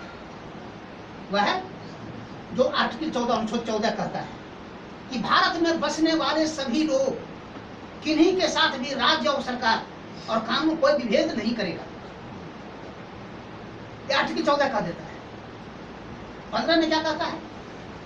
कहता है कि शिक्षा में जितने शिक्षण किसी को भी, फिर उसमें कहता है, उसमें कहता है जो बोलिए 15 का 4 है, वह कहता है सामाजिक और शैक्षणिक दृष्टिकोण से जो पिछड़ा हुआ है, SC ST OBC माइनॉरिटी जो भी है, उसमें सभी श्रेणी है। सामाजिक और शैक्षणिक दृष्टिकोण से पिछड़ा का मतलब क्या है? सामाजिक और शैक्षणिक रूप से पिछड़ा का मतलब क्या है? एक तो सामाजिक हुआ, सामाजिक रूप से क्या पिछड़ा? जो जाति भेद के शिकार रहे हैं, जो ऊंच नीच के शिकार रहे हैं। सामाजिक का मतलब क्या है? जो सदियों से जाति सामाजिक व्यवस्था के कारण, वर्ण व्यवस्था और जाति व्यवस्था के कारण, ऊंच नीच और छुआछूत के कारण जिनको पढ़ने लिखने नहीं दिया गया, जिनको सार्वजनिक संस्थानों में प्रवेश से रोका गया, ऐसे लोगों को विशेष कानून बना करके, विशेष सुविधा दे करके इनको उन जगहों में प्रवेश कराया जाएगा। वही अधिकार है जिसके कारण कि आप स्कूल में पढ़ रहे हैं, कॉलेज में पढ़ रहे हैं, इंजीनियरिंग मेडिकल में पढ़ रहे हैं। ये हमारे पढ़े लिखे लोग समझना नहीं चाहते हैं ना योगेंद्र भाई, कि आप क्यों गए हैं वहां, बाबा साहब का क्या योगदान है, इसको समझिए। ये सब आर्टिकल इसलिए रखा कि ताकि समानता केवल कह देने से नहीं हो जाए। क्यों कहा बाबा साहब ने ऐसा? क्योंकि वेद में लिखा हुआ है वसुधैव कुटुंबकम, माने भारत को छोड़ दीजिए, पृथ्वी पर बसे हुए जितने लोग हैं सब हमारे परिवार और संबंधी हैं, वसुधैव कुटुंबकम जी। लेकिन करनी में क्या था? करनी में यह था कि मैं ब्राह्मण हूं, मैं श्रेष्ठ हूं, तुम क्षत्रिय हो, तुम नीचे हो, वैश्य उससे नीचा है, शूद्र उससे नीचा है, अछूत उससे भी नीचा, आदिवासी सबसे नीचा, और सब घर में महिलाएं नीची जी। ब्राह्मणों के घर में भी महिला नीची। अपनी बहू बेटियों के साथ भी जिसने नाइंसाफी की है, उसे क्या समानता की आशा आप कर सकते हैं? जो अभी भी अपनी बहन बेटियों को अन्यायपूर्ण स्थिति में रखा है, सुरक्षित रखा है। इसलिए बाबा साहब जान गए थे, नहीं ये डाल देना जरूरी है। और 16(4) में क्या कहता है? 16 क्या कहता है? आर्टिकल 15 कहता है सभी संस्थानों में प्रवेश का, शिक्षण संस्थानों में। आर्टिकल 16 क्या कहता है? अनुच्छेद 16 क्या कहता है? कहता है कि राज्य के अंदर जितने अवसर हैं, यह है अवसर की समानता। संविधान के प्रियम्बुल में जो अवसर की समानता लिखा हुआ है, समानता वहां 2 अर्थ में है। कोई साथी जानते हैं कौन कौन है? जब हम कहते हैं कि संविधान हमारे पास है, लेकिन हम संविधान को छोड़ दीजिए, सब बच्चे के किताब में पहला पृष्ठ जो है संविधान की उद्देशिका है, प्रस्तावना है दिया हुआ, नहीं उसमें देखिए समता क्या है। समता में कहता है सम्मान और अवसर की समानता, यानी चाहे भिखारी हो कोई या कोई राष्ट्रपति हो, दोनों के सम्मान में कोई फर्क नहीं होगा। मानव जाति की गरिमा के मुताबिक सब एक समान होंगे। अब ये जाति व्यवस्था के रहते हुए, वर्ण व्यवस्था के रहते हुए, लिंग विभेद के रहते हुए हम समान हैं क्या? नहीं है। यानी ये प्राप्त करना है हमें, ये प्राप्त करना है हमें। और दूसरा क्या है? अवसर की समानता। किसी के भी विकास के लिए जो अवसर, नौकरियां मौजूद है, जो रोजगार मौजूद है, जो आर्थिक संसाधन मौजूद है, वहां सबको एक समान अवसर मिलेगा। यह है वहां।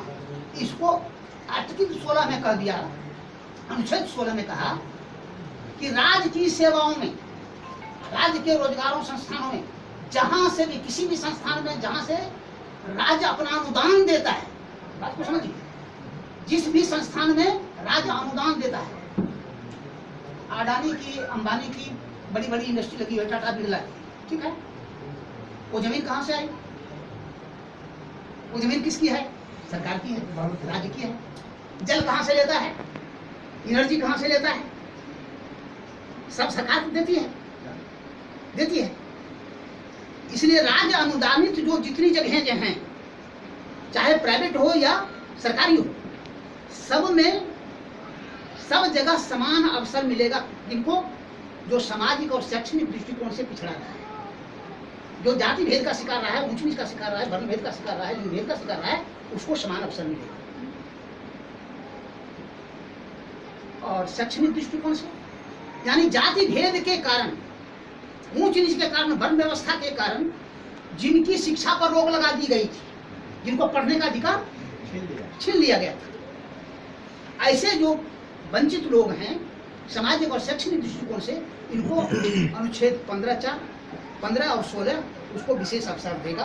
आरक्षण का आधार वहीं से, आरक्षण का आधार हमारा, चाहे नामांकन में, एडमिशन में नामांकन हो आरक्षण, चाहे नौकरियों में हो, वहीं से ये आया। इसने क्या किया अभी? अब इसको डायरेक्ट तोड़ नहीं सकता था। मोहन भागवत कह रहा था कि आरक्षण की हम समीक्षा करेंगे।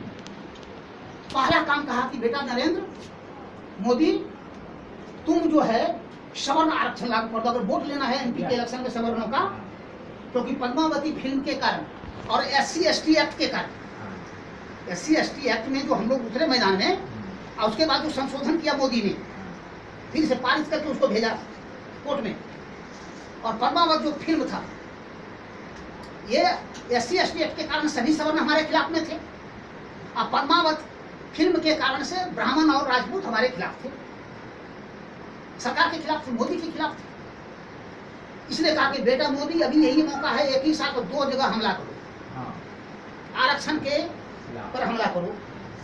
तो कैसे हमला करोगे? कहा आर्थिक आधार पर सवर्णों को आरक्षण दो। संविधान में है नहीं, दे दिया कि जो गरीब सवर्ण होगा, अब लीजिए ना, उसका कोई सर्वेक्षण है कितना सवर्ण गरीब है, ना कोई आयोग बैठा, ना कोई अनुशंसा किया। अनुसूचित जाति आयोग है, अनुसूचित जनजाति आयोग है, पिछड़ा वर्ग आयोग है जी, महिला आयोग है, सवर्ण आयोग तो तुमने बनाया नहीं, और एक जो है लागू कर दिया। मांग भी नहीं था, संविधान मांग भी नहीं थी, पहले तो मांग होती है, हाँ मांग भी नहीं थी, और झट से 10% आरक्षण दे दिया। अब जिसकी आबादी 15%, 12%, 15% है, मिला करके उसको आरक्षण कितना दे दिया? 10%। अब पिछड़ा वर्ग को कितना आरक्षण मिला? 52-54%, जिसकी आबादी है 54%, उसको मिला 27%। उसमें भी क्रिमिनल, और उसमें भी क्रिमिनल, और उसमें भी अब ये आ गया है, अब कोई दलित, आदिवासी और पिछड़ा ये सोचे कि हम जनरल कोटा में चले जाएंगे मेरिट के आधार पर। एक हमारे यहाँ कलेक्टर रविदास जयंती के अवसर पर जब आए ना मंच पर, कहते क्या मेरा सिलेक्शन जनरल में हुआ है, मैं वही अध्यक्षता कर रहा था उस समय, है ना, ये बोल दिया। ये बताने का जरूरत क्या है? वहां 2-4 तो सवर्ण है ना, उनको ये बताने के लिए ये बोलने के पीछे वो तो कह सकते थे, लाल साहब तो ये बात कह सकते थे, किंतु अब तो हमारा कोई लाल नहीं होगा जो ये कह सकेगा कि हम जनरलिस्ट में आए। मैंने अपने अध्यक्षीय भाषण में कहा कि माननीय डीएम साहब, आपकी नियुक्ति तो हमारे बाद हुई है। 96 में जब हमारी बहाली हुई कमीशन से तो मैं जनरल कोटी में आया जी, लेकिन मैं ये बात कहीं बोलता नहीं हूँ। असली बात तो ये है कि भाई अनुसूचित जाति का हूँ, पढ़ने लिखने का अधिकार हमको प्राप्त हुआ तब मेधा आई है। मेधा तो तब ना आई भाई जबकि पढ़ने लिखने का हमको अधिकार संविधान में मिला। अब हम जनरल कोटी में आए हैं कि रिजर्व कोटी में आए हैं, ये बोलने की जरूरत क्या है जी? ऐसा कर करके हम अपने लोगों को अपमानित करते हैं। ऐसा अगर हम कहते हैं, हमने कहा कि माफ कीजिएगा, मुख्य वक्ता मुख्य अतिथि थे हमारे, लेकिन अब माफ कीजिएगा, ऐसा करके हमें अपने नौजवानों को, है ना, उनको नीचा दिखाना नहीं, मनोवृत्ति नीचा नहीं।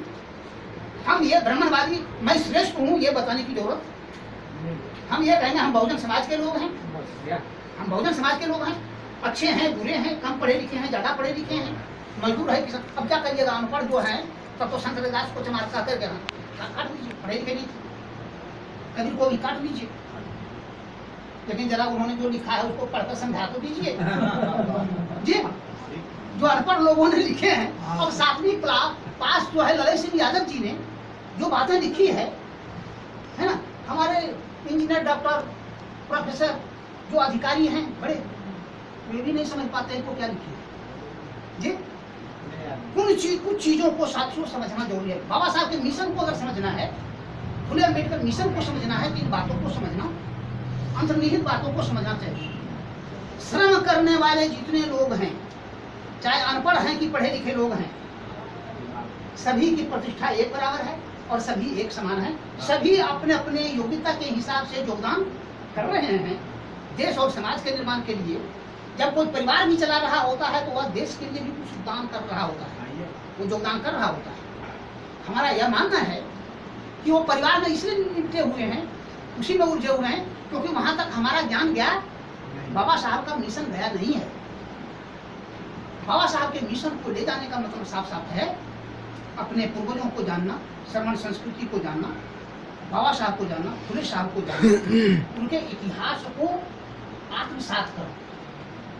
आमतौर पर हमारे लोग 10 रुपया 20 रुपया 100 रुपये 50 रुपये 500 रुपये चंदा दे करके समझ लेते हैं कि हमने तो योगदान कर दिया। असली योगदान जो बाबा साहब ने कहा कि जब सामाजिक शिक्षा देने लग जाओगे तो ये असली योगदान, जब अपने बच्चों की शिक्षा के साथ परिवार की शिक्षा के साथ साथ समाज में भी, जहाँ जिस समाज में जहाँ जो है, जो ये हमारे SC ST OBC के भाई हैं वहाँ, अगर उनको आप ये बातें पहुँचाने लग गए तो बातें बनने लग जाएगी। ताकि यही संगठन का आधार है। बाबा साहब जो दूसरा पॉइंट कहते हैं, देखिए कहाँ से मैं शुरू किया। संगठन का मतलब बाबा साहब कहते हैं कि भाई संगठन कैसे बनेगा, क्या जाति के आधार पर बनेगा, क्या वर्ग के आधार पर बनेगा? बाबा साहब कहते हैं नहीं, बाबा साहब कहते हैं बहुजन के आधार पर हमारा संगठन बनेगा। बहुजन दृष्टि पर, बहुजन विचार पर हमारा संगठन बनेगा। हमारे संगठन का आधार क्या होगा? हम याद देखने लग जाएंगे कि प्रसाद ने क्या किया, पासी ने क्या किया, धोबी ने क्या किया, मुसहर ने क्या किया, चमार ने क्या किया, तो संगठन कभी बनेगा नहीं बनेगा। और समस्या का समाधान तो अकेले आप कर नहीं सकते। कोई जाति, हमने पूछा एक जातिवादी संगठन से पूछा है कि भाई एक चीज बताओ, आपने अपनी जाति के लिए क्या क्या किया? आपने संगठन बनाया, यादव जाति से थे, यादव जाति के संगठन ने यादव जाति के लिए क्या किया हमको थोड़ा सा बदला।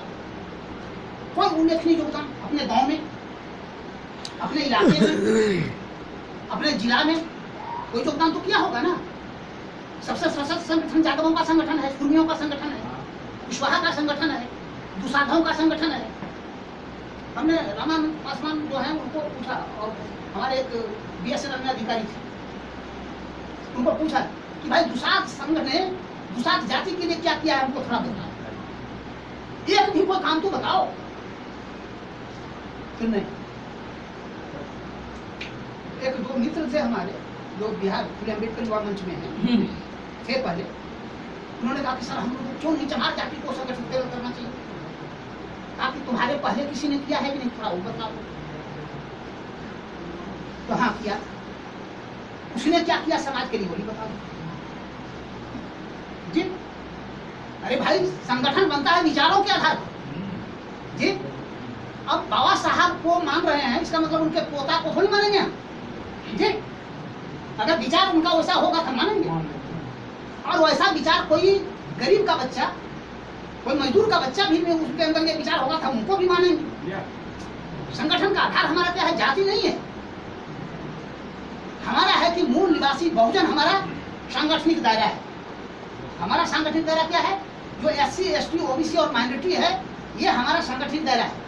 और ये क्यों है ऐसा, क्योंकि लोकतंत्र में बहुसंख्या का बहुत महत्व है, और हम सभी एक ही पूर्वज के लोग हैं। हम सभी, हमारे पूर्वज एक ही थे, संस्कृति एक ही थी, इसलिए हम एक हैं। अब OBC जो है वो हमको अपना नहीं समझता है, आदिवासी भाई हमको अपना नहीं समझता है, इसमें हमारा क्या दोष है। लेकिन हम तो समझते हैं कि वो आदिवासी कौन है, OBC कौन है जी। जो जानेंगे वही तो मानेंगे। OBC ने अभी तक जाना नहीं है, OBC ने पढ़ा नहीं है, आदिवासी भाई ने अम्बेडकर साहित्य को, फुले साहित्य को पढ़ा नहीं है, उन्होंने इतिहास की इस कड़ी को समझा नहीं है। भाई वो हमको क्यों अपना मानेगा जी। तो हम जो जागरूक लोग हैं, वो संगठन, बाबा साहब इसलिए क्या कहते हैं, संगठित करो का मतलब यह है, उन्होंने देखिए जिस शब्द का इस्तेमाल किया है, हम लोग गलत शब्द का इस्तेमाल करते हैं, कहते हैं शिक्षित बनो, संगठित बनो, संघर्ष करो। बाबा साहब ने इस शब्द का इस्तेमाल नहीं किया, इसका हिंदी अनुवाद गलत है। उन्होंने कहा एडुकेट,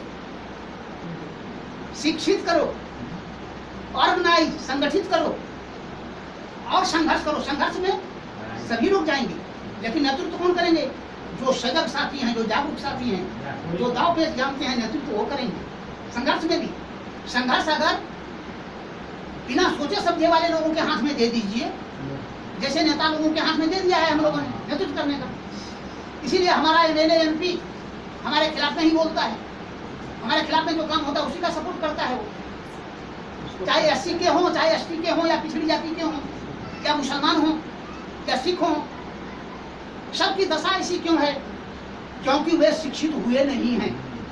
उन्होंने केवल कागजी शिक्षा ली है, ब्राह्मणी शिक्षा ली है कि पढ़ो लिखो और बड़ा बन जाओ, यह है ब्राह्मणी शिक्षा। पढ़ो लिखो, बड़ा बनो और बड़ा बनाओ, ये है हमारी श्रमण संस्कृति की शिक्षा। देखिए वहाँ स्वार्थी बनाया जाता है, हमें क्या बनाया जाता है, श्रमण संस्कृति क्या कहते हैं, बाबा साहब क्या कहते हैं, आप परमार्थी बनो जी, समाज के लिए जियो, समाज की समस्याओं के लिए जियो। अगर ये शिक्षा, ये शिक्षित करने का काम हम नहीं कर पाए हैं SC ST OBC में, संगठन क्यों नहीं है, संगठन क्यों नहीं है। अभी बहुजन समाज पार्टी के लोगों से बड़ा झंझट हो जाता है फेसबुक, कहते मायावती नहीं तो हम नहीं। हमने कहा तब बताओ, मायावती जब नहीं थी तब हम थे कि नहीं जी। तब बाबा साहब का कोई मतलब नहीं है, तब तो फुले साहब का कोई मतलब नहीं है भाई जी, तब तो छत्रपति साहू जी महाराज का कोई मतलब नहीं है जी। अरे भाई मान्यवर ने कभी नहीं कहा कि हम तुम्हारे को अपनी बात कह रहे हैं। मान्यवर ने भी कहा कि जो बाबा साहब ने बातें कही है, जो फुले साहब ने बातें कही है, वही नहीं कह रहे नहीं। तो हमें क्या कहना चाहिए, हमने कहा कि ये भक्ति भावना अलग रखो, यही भक्ति भावना भाजपा के प्रति ब्राह्मणवादियों का है, सवर्णवादियों का है, और ये भक्ति हमारे बीच में नहीं चलेगी। बाबा साहब ने क्या कहा, भक्ति पर बाबा साहब ने क्या कहा, बाबा साहब ने साफ साफ कहा है, नायक पूजा। नौजवान साथी जो पढ़े लिखे आप पढ़ लेना है, बाबा साहब डॉक्टर अम्बेडकर की जयंती आयोजित की गई थी मद्रास में। बाबा साहब ने उसके अवसर पर जाने से इनकार किया, ताकि हमारी जयंती नहीं मनाई जाए। अगर हमारी कोई जयंती होती है तो वहाँ विचार गोष्ठी की जाए, वहाँ पर सामाजिक विचार किया जाए। उन्होंने एक पुस्तिका लिखी, रनाडे, गांधी और जिन्ना। इसको पढ़ कर देखिए, इसको बार बार पढ़ने की जरूरत है। उसी में बाबा साहब डॉक्टर अम्बेडकर कहते हैं, ये जो नायक है, हम नायक किसे कहेंगे, कहते जिसने अपना सब कुछ समाज के लिए न्यौछावर कर दिया, वो हमारे महानायक है। जो लोगों को मुक्ति का रास्ता दिखावे, जो उनकी लड़ाई को, उनकी समस्याओं को दूर करने में हमेशा समय दे, हमारे महानायक वो है। राजनीति करने वाले नेता हमारे महानायक नहीं, ठीक?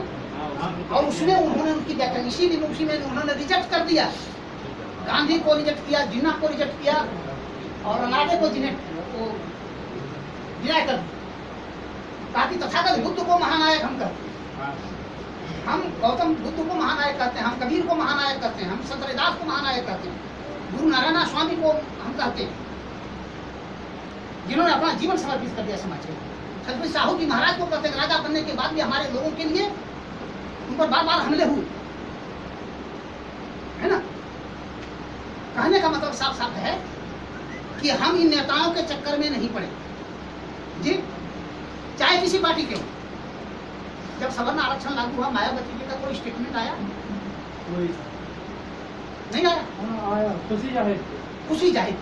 राम मंदिर बनने का जब निर्णय हुआ, क्या कहा कि हमारे लोगों को मंदिर से अलग रहना चाहिए। इसका मतलब आपको बौद्धिस्टों के बहकावे में नहीं आना है कि ये हमारा है स्थल। देखिए मूल बातें वहां ये थी अपने लोगों को। अगर लाखों लोग अखिलेश यादव का मायावती के सदस्य खड़े हो जाए अयोध्या में, तो राम मंदिर बन जाएगा? बन जाएगा जी। जब बुद्ध के अवशेष नीचे निकल रहे हैं, वो बिहार निकल रहा है, भाई राम मंदिर कैसे होगा? लेकिन नहीं, इसलिए महानायक और महानायिका ऐसे नहीं बनते हैं। जब अपना सुख और ऐश्वर्य त्याग कर देता है, कुर्सी त्यागने की क्षमता रखता है, वही महानायक है हमारा। बाबा साहब की ये शिक्षा साफ साफ हमें समझ। इसलिए जो चीजें हैं, अभी जो इलेक्शन का दौर चल रहा है ना, मैं जब प्रशिक्षण कार्यक्रम में जा रहा हूँ, बांका जिले में भी, भागलपुर में भी, यहाँ ऐसा चुनाव लड़ना चाहते हैं क्या? और हमने पूछा कि अच्छा हमारे इतने जीवन में जो कुछ हम करते रहे घूम घूम करके, वो चुनाव लड़ने के लिए, अगर चुनाव लड़ेंगे तो किसी क्षेत्र से लड़ेंगे, भाई बाकी जिले में जाने की हमको जरूरत क्या है? चमारों की एक मीटिंग थी अपने दास भाइयों, कहाँ? लक्ष्मीपुर। संत रविदास महासभा गठन करने के लिए मैं गया, ठीक है, संत जी के नाम पर। कहता है सर चुनाव यहाँ से संसदीय चुनाव लड़ना चाहते हैं क्या? लोग कहते हैं, कहते हैं लोग क्या कहते हैं उनका जवाब आप दीजिएगा, लेकिन आपका जवाब मैं दे देता हूँ। मैं यहाँ क्या बनाने आया? क्या संत रविदास महासभा? इतना भरी रही है ना जी जी। अरे भाई एक तो छोटा काम नहीं कर पाते हो, अपने तुम्हारे समाज में हम आए हैं कहने के लिए, तुम अपने समाज को संगठित करने के लिए अपने प्रयास नहीं कर सकते हो। तब ना मैं आया हूँ भाई, और आपके बुलाने पर आया हूँ। ये कहने का मतलब साफ साफ ऐसा है, मिशन को समझना जरूरी है। मिशन के पीछे पीछे राजनीति चलती है, अर्थनीति चलती है। ब्राह्मणों का मिशन हजारों वर्षों से जारी है, इसलिए ब्राह्मण ऊपर है। आरएसएस 1924 में बना, तब से इतने वर्षों 90 वर्ष हो गए, 90-95 वर्ष वो लगातार लगा हुआ है अपने काम करने के लिए। हमारा कोई संगठन है क्या? ये तो मानवर काशीराम साहब बम से अगर नहीं बनाते, है ना, इसने बाबा साहब के मिशन को हम लोग समझ भी नहीं पाते, समझ भी नहीं पाते, हमारे आम लोग तो समझ भी नहीं पाते। एक सूचना दे दूं कि जिस समय मानवर काशीराम साहब ये बम से बना करके घूम रहे थे बिहार में, उसमें वो नहीं आए थे कभी, अपने लोगों को भेजे थे।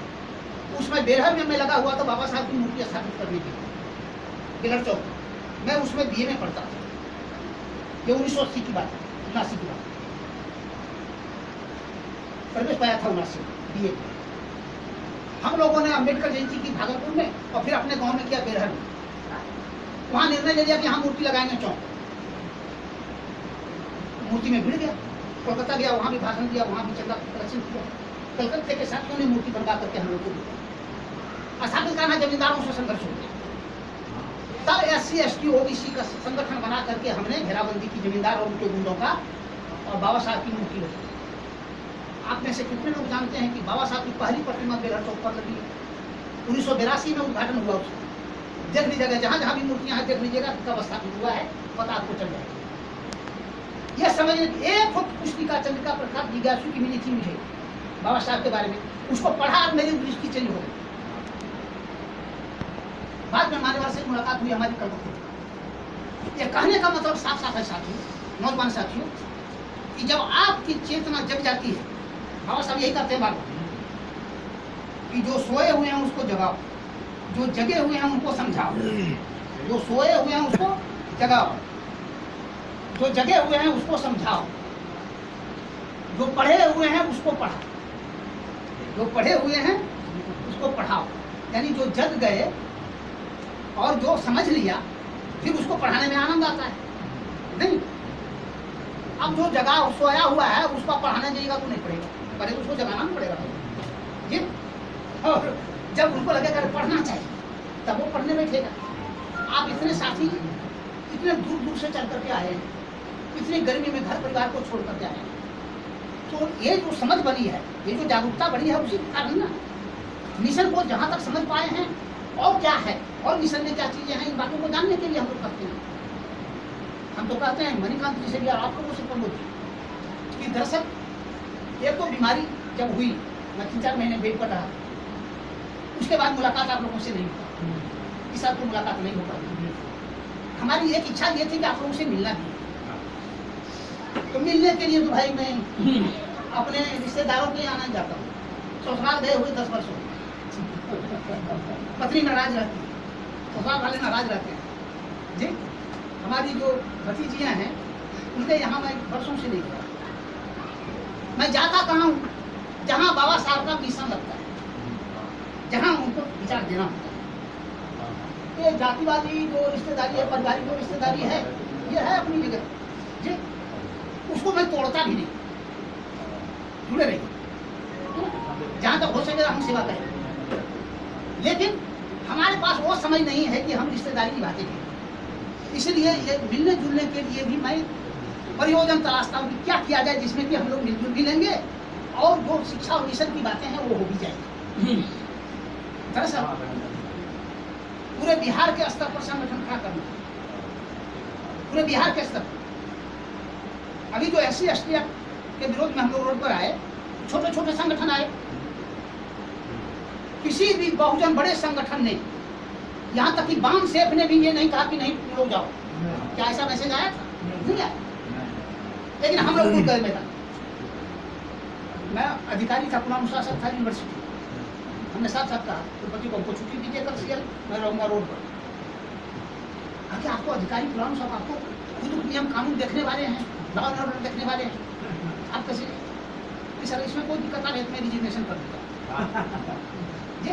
CL नहीं दे सकता है तो रिजिग्नेशन मेरा स्वीकार करो, क्योंकि मेरा प्राथमिक लड़ाई वहाँ है, उसी के कारण मैं यहाँ जी, उसी के कारण यहाँ हाथ दे दीजिए। CL दरखास्त 13 पॉइंट पोस्टर बना दिया है तो उसी में ये उसमें भी यही कहा। और मैं आगे मुकदमा है लेकिन मैं आगे रह करके नेतृत्व किया सर। मेरे कहने तो बाबा साहब क्या कहते हैं, संघर्ष कौन करेगा? जो सजग रहेगा, जो जागरूक रहेगा, जो समझदार हो जाएगा, जो प्रशिक्षित हो जाएगा, उस संघर्ष में तो छोड़ के भागेगा नहीं। भले जान दे देना पड़े, भले मुकदमे हो जाए, भले अरेस्टिंग हो जाए। हमको SSP ने कहा कि आपकी अरेस्टिंग हो सकती है। हमने कहा कि आपके कानून से डरता कौन है? हम तो पढ़े लिखे प्रोफेसर हैं, आपके कानून से ये जो पढ़े लिखे नहीं है वो नहीं डरते हैं जी। अगर वो डरते होते तो क्या चोरी डकैती होती, क्या गुंडागर्दी होती क्या जी? और हम तो भाई कानून के लिए आए हैं, संविधान की रक्षा के लिए आए हैं, रोड पर अपने संवैधानिक अधिकारों के लिए आए हैं। बाबा साहब क्या करते हैं? नेतृत्व कौन करेगा? जो निर्भीक होगा, जिनको परिणाम की चिंता नहीं। अतः जब संगठन हो जाता है तो आप निर्भीक बने, जैसे निर्भीक एकाएक नहीं बना जाता है। डरपोक से निर्भीक अवस्था में पहुंचने के लिए वह भी एक प्रोसेस है, जैसे सत्य बोलने का प्रोसेस है, जैसे झूठ बोलने का प्रोसेस है, उसी तरह से ये भी एक प्रोसेस है। जो आप नेतृत्व करते जाएंगे छोटे छोटे स्तर पर, बड़े स्तर पर नेतृत्व करने लग जाएंगे। ये जो है निर्भीकता भी आती है कहाँ से? संगठन से। जब आपके पीछे लोग होता है, जब आपके पीछे लोग होता है, संगठन का मतलब क्या है? संगठित साथी, जागरूक साथी एक, और उसका सपोर्टर दूसरा, जिसको हम आम जनता कहते हैं, हम अपना लोग कहते हैं, मूल निवासी कहते हैं। यानी मजदूर किसानों के साथ साथ छात्र नौजवानों के साथ साथ जागरूक साथियों के बल पर कोई नेता निर्भीक बनता है। ज्ञान जब आपके अंदर आता है, अब मान लीजिए कानून का ज्ञान नहीं है, कुछ देता 13 पॉइंट रोस्टर क्या है, SC ST एक्ट क्या है, और जो नेता है उसी को जानकारी नहीं है, नहीं ये मीडिया वाला क्या करता है बोलिए तो? मीडिया वाला पूछता है कि क्यों यहाँ आए हैं, क्यों मैदान में उतरे हैं, क्यों आंदोलन में हैं। अब आपको जानकारी अगर नहीं, 13 पॉइंट रोस्टर विश्वविद्यालय में 13 पॉइंट रोस्टर की नियुक्ति पर के विरोध में क्या है वो, अब कुछ नहीं जानते। कहता संविधान तोड़ा जा रहा है, नहीं हमसे पूछेगा हम संविधान तोड़ने के खिलाफ में है, सरकार के खिलाफ है ना, हम प्रदर्शन कर रहे हैं। क्या संविधान तोड़ रहा है भाई? संविधान तो है, लागू है, कानून व्यवस्था लागू है। तो हमारा कहना है कि संविधान कहाँ कहाँ तोड़ा जा रहा है, ये आपके पास ज्ञान हो, है ना, तब ना आप कहेंगे। तो इसको बोलते हैं सामाजिक शिक्षा, इसको बोलते हैं सांगठनिक शिक्षा, इसको कहते हैं मूल निवासी बहुजन समाज की शिक्षा, इसको बोलते हैं बहुजन दृष्टि। बहुजन दृष्टि का मतलब साफ साफ है SC ST OBC माइनॉरिटी और महिला सब हम एक हैं, हमारी समस्याएं एक है, सभी अपमान के शिकार हैं, सभी अन्याय के शिकार हैं, इसलिए हमारी समस्या एक है।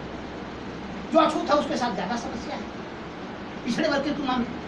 जो आदिवासी है भाई है, अछूतों के खिलाफ, अछूतों की तुलना में और उनके तुलना में उनकी समस्या और भी ज्यादा है। और महिलाओं की समस्या तो हर घर में है, आप जानते हैं, हमारे घर में भी, क्या ब्राह्मणों के घर में भी। इसलिए बाबा साहब डॉक्टर अम्बेडकर जो बहुजन दृष्टि दे करके गए हैं साथियों, ये हमारी मूल निवासी बहुजन दृष्टि। इस बहुजन दृष्टि से क्यों, कैसे, कौन है, क्यों तो आर्यों के कारण, कैसे, क्योंकि आज भी वही हमारे साथ व्यवहार कायम है, हमारे साथ वही विचार काम कर रहा है जो कि प्राचीन काल में हमारे पूर्वजों के साथ किया गया जी। जो मनुस्मृति में लिखा हुआ है उस व्यवहार में और अभी के व्यवहार में भी कोई बहुत फर्क नहीं आया है। विलक्षण रविदास कहीं जाएगा, हमारे बड़े अधिकारी कहीं जाते हैं, उनके लिए अच्छी कुर्सियाँ, अच्छे खाने, अच्छे पानी की व्यवस्था हो जाती है।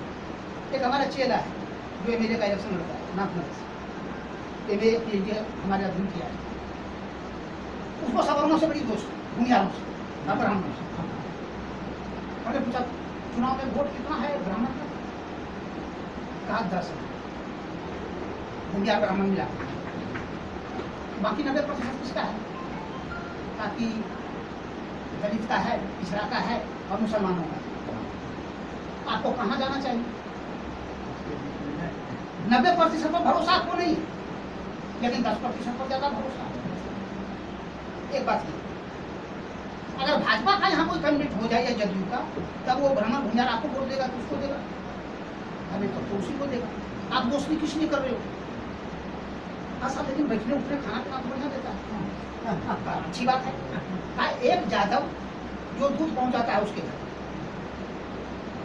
अगर तुम्हारी ही जाति के किसी यादव को वह कुर्सी पर बैठाता हो और गिलास में बढ़िया पानी देता होगा, चाय देता होगा, हेलो, तब समझ लेना कि वह तुमको सही रूप में मानता है। और तुमको सम्मान कर दिया, तुम्हारे जाति को अपमान कर दिया, वो सम्मान कर रहा है, तुमको लात मार रहा है, वो तो लात मार रहा है, वो तो तुमको लात मार रहा है। विलक्षण रविदास को दे दिया और हमारे चमार जाति के, दलित जाति के लोग किसी के घर पर गए, उनको बैठने के लिए भी नहीं कहा, दुत्कार दिया, तो आदमी क्या हमारा सम्मान कर रहा है? कि हमारे सामने ही उसको गाली दे रहा है। इन चीजों को समझना हम लोगों को बहुजन है, इस दृष्टिकोण से चीजों को समझना। इसलिए मुसलमानों के खिलाफ नफरत, ईसाइयों के खिलाफ नफरत, दलितों के खिलाफ नफरत, आदिवासी भाइयों का क्या किया? जो जंगल का अधिकार था सब उसा छीन के अडानी अंबानी को सब सौंप रहा है जगह जगह। आज भी जितने आदिवासी गांव हैं, कहीं भी पानी पीने की व्यवस्था नहीं है। अभी भी हमारी महिलाएं जो है बाहर से जाके झरने से पानी लाती है, या जो नल जो गाड़ा गया था वहां से वो खराब हो गया, तो फिर उनको उसी पोखरे पर निर्भर होना पड़ता है। यह स्थिति है हमें, और आजादी के 74-73 वर्ष बाद भी यह स्थिति है हमें। इसलिए हम कहेंगे कि हमें गंदगी में रहने के लिए बाध्य किया जा रहा है, गंदे जल पीने के लिए बाध्य किया जा रहा है। स्कूलों में भी जो नई शिक्षा नीति आई है, अब कह दिया कि कोई किसी भी समय पढ़ाई छोड़ सकता है और जब चाहे तब आकर के फिर एडमिशन ले सकता है। बोलिए कोई पढ़ेगा? 1 से 5 तक कह दिया, इसकी औपचारिक शिक्षा नहीं होगी। 2 बरस तक आंगनबाड़ी में है, और 3री, 4ठी, 5वीं तक वही स्कूल में। उसमें भी क्या सिर्फ सिखाया जाएगा, एक युवा कौशल जो निकाला था, कितने लोगों को रोजगार दिया, कितने लोगों को कौशल बनाया। अरे भाई मेरे, ये सब निजी, मेरा कौशल कौन सिखाएगा? तो निजी कंपनी वाले आ जाएंगे। स्कूल कौन चलाएगा? निजी कंपनी वाले। हमारे बच्चे कहाँ जाएंगे? SC ST OBC माइनॉरिटी के बच्चे कहाँ जाएंगे? इस गंभीर समस्या को हमें समझना है। हम जो मूल निवासी बहुजन यहाँ के हैं, हमको तरह तरह से जो भी थोड़ा बहुत विकास की ओर हम बढ़े थे, फिर से इसके पैर को खींचने के लिए संविधान के प्रावधानों का उल्लंघन करना शुरू किया है। ये न्यायपालिका बैठा हुआ ब्राह्मण सर रोज हमारे खिलाफ में निकाला जाता है। जिस मांग को लेकर गया नहीं कोर्ट, गया था उत्तराखंड का प्रमोशन में आरक्षण मांगने की, ठीक है, क्योंकि सरकार ने रोक लगा दिया। उसने क्या फैसला दिया कि आरक्षण की समीक्षा करने का अधिकार राज्य को है। अब देखिए, गया था क्या मांगने कि जो प्रमोशन में आरक्षण था उस पर जो रोक लगा दिया था, उसको हटाने के लिए कहा था। ये गैर कानूनी है, गैर संवैधानिक है, इसको हटा दिया, आदेश जारी कर दिया। आदेश क्या कर दिया? अब जिसने मारा था उसी ने यहाँ भेज दिया कि जाओ उसी से कहो कि वो नहीं मारेगा तो। जी, ये जो है बैठे हुए जो ब्राह्मणवाद है न्यायपालिका में, इसलिए मोटे तौर पर कार्यपालिका, विधायिका और न्यायपालिका जो सरकार के 3 अंग हैं, ये तीनों अंगों पर ब्राह्मणवादियों ने कब्जा किया, RSSवादियों ने कब्जा कर लिया। अगर इस समस्या से समाधान हम चाहते हैं, ये जो मूल निवासी बहुजन चेतना है, इसके आधार पर हमें इकट्ठा होना जरूरी है। संगठन और बिहार का संगठन बनाना जरूरी है। मैं और बिहार के सभी साथियों से संपर्क साध रहा हूँ, ताकि हम लोग इन पार्टी रोड़ी वाले उनको भरोसे नहीं रहे। हम लोगों को अपने संविधान की रक्षा करने के लिए, अपने अधिकार की रक्षा करने के लिए जब कभी संगठन का कॉल हो तो हम लोग रोड पर उतरे।